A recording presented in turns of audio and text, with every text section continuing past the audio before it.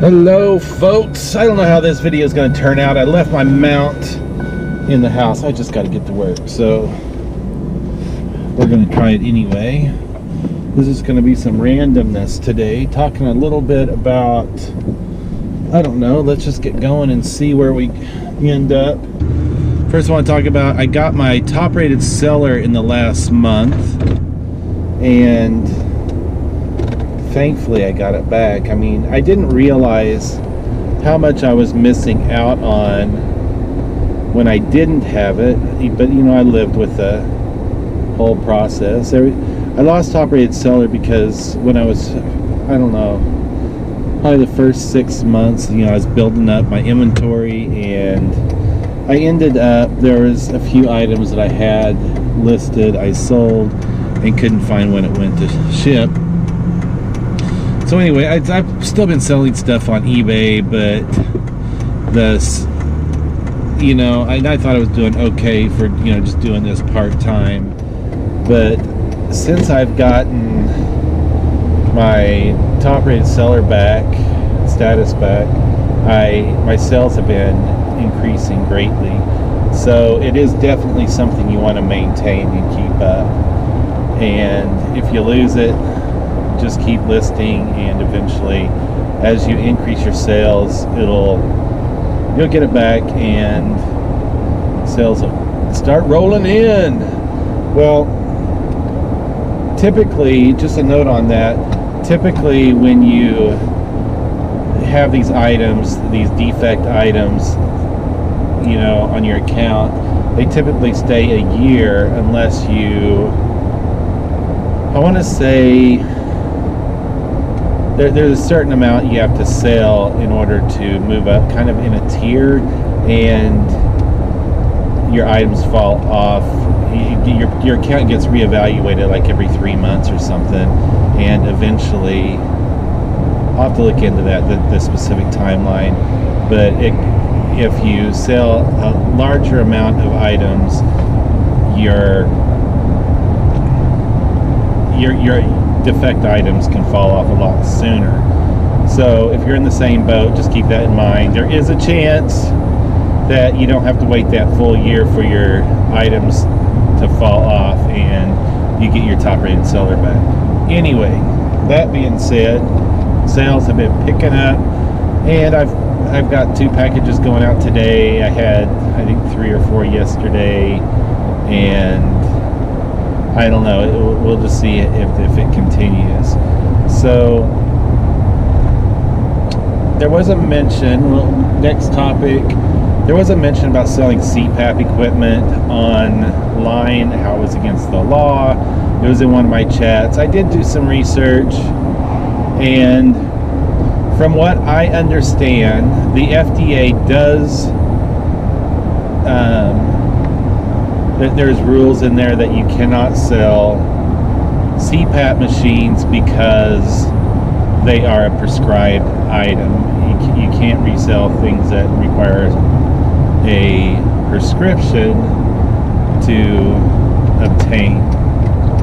CPAP machines, I will agree with. I will not sell a CPAP machine, and I do not recommend selling CPAP machines.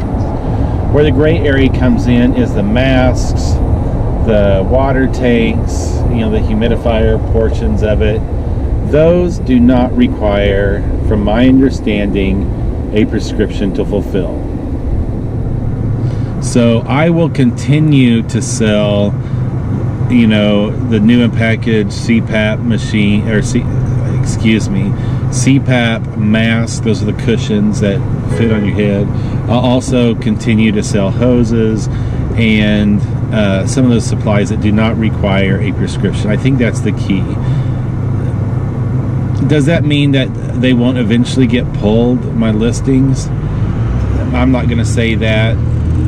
From my understanding, other people that sell CPAP equipment will report your listings, or there's a possibility of that.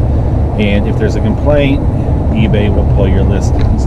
That has not happened to me. I mean, granted, I've only sold, I think, 5 CPAP masks, the cushions, so we'll see what happens. I guess it's going to have to be more of a, you know, sell at your own risk, do what you think is right. As far as I am concerned, I will continue to sell the cushions and some of the accessories to the CPAP machine, but I will not sell the CPAP machine itself. And really the only reason that those are prescribed is because the doctors set the pressure and everything on them based on your sleep study results. Let's see, international sales have picked up. One thing I would like to note on that, I do use global shipping program for eBay, but I have found that there are certain areas in certain countries that do not fall under GSP, so you have to ship those yourselves. You do have the option to ship it through eBay. They give you the option of first class international, which I think is anything under 4 pounds can go first class international. Then you're looking at first class priority. So I've had, I would say this week, 3 or 4 international sales. Had a couple to Australia, Sweden, Russia, and I'm just moving forward and just shipping them out on my own. Either using, I mean, when you're going international, I don't think Pirate Ship offers that huge of a discount, but there is a slight discount on those. But I'll just ship it through eBay and put the astronomical charge of shipping on the invoice, send it to them and see if they pay. Interesting enough, I did sell a 3-ring binder of Pokemon cards. There's 200 plus Pokemon cards in there, the Pokemonster cards, and I'd let it go for, I think it was $15.99, and it ended up costing right at $59 to ship. They paid the shipping, so I don't know if Pokemon cards are hard to obtain in those areas. I don't know, but hopefully the buyer is happy with it, and we'll see what happens from there. Yeah, I'm just pulling into work now. Back of my truck, let's go through that. Pretty cool. As you know, we do ice cream business, and I bought a walk-in cooler for another venture we were looking into doing, and we decided to just right now focus strictly on ice cream plus the concession stand that we're starting up again. So it's like a 9x7 by 8 walk-in. I want to say I paid right at $2,700 or $3,000. That included the freight to get it to our location from Oregon. The problem was it's a refrigerator unit, condenser compressor unit, and I wanted a freezer so that we could start, have a larger space to store back stock, so my wife, Kat, doesn't have to go to pick up ice cream every day or every other day, and hopefully spread those trips over to pick up stock out a little bit, because it's a good 35-40 miles, I think, over to the distributor. So this past weekend I bought a freezer unit. I found it on Craigslist, and we'll go through that. Let's use a close-up.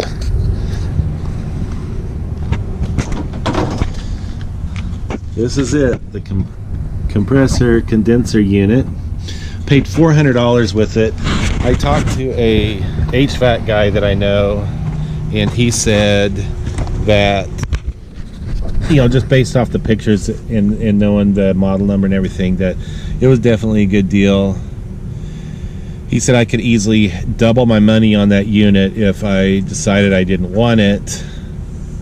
So what I'm planning on doing is installing that on the walk-in, and selling the refrigeration unit, and hopefully that'll end up costing nothing by the and maybe cover my freight charges selling the refrigeration unit. Anyway, I know video quality was poor because of camera location. I need to start carrying that mount with me everywhere. That way I can get my camera up off the dash. Trying to think, was there anything else I was going to cover? I think that's about it.